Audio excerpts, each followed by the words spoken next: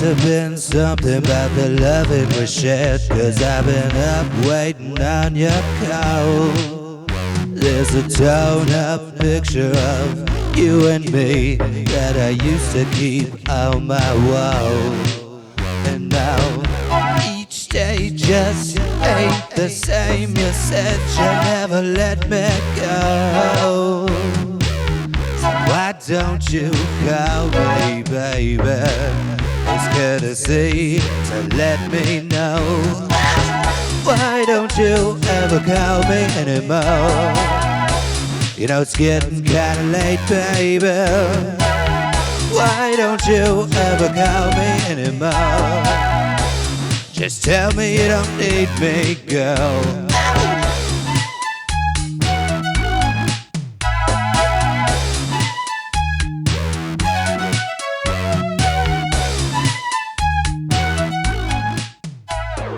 Howdy y'all, I'm Kenneth with Syntaur, and today I'm going to be showing you the new RK-100S Keytar from Korg. It's a cool little beast.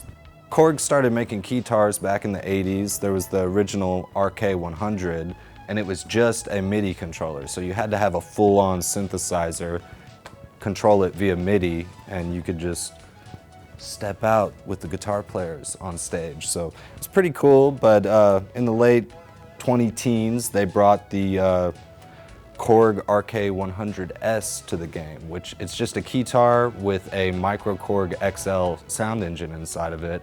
And I've been using one for like the last 5 years or so. I absolutely love them. It's essential for my live performance, and they've improved it with the Mark II. It's a little bit more lightweight. It's got a nice wood finish.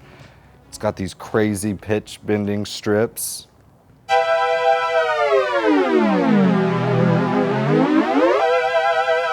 It's one of my favorite features. It's got an arpeggiator, a vocoder. There's just all sorts of cool stuff that you can do with it.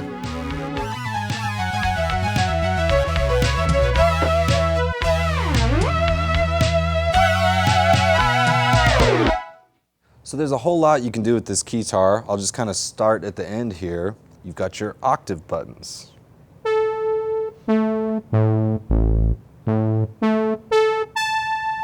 So although it's only 37 keys, you're not limited to just one section of the keyboard.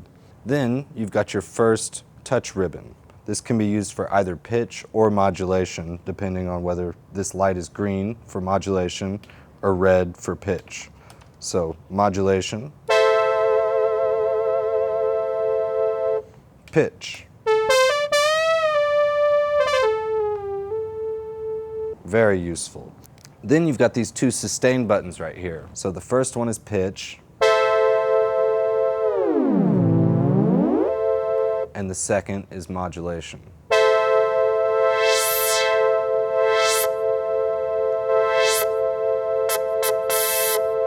Very cool, super groovy. This little knob right here is how you access your different patches.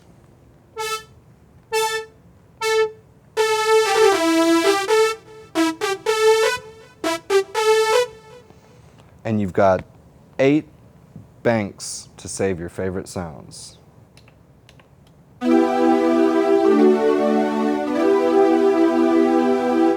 There's also an arpeggiator with a tap tempo.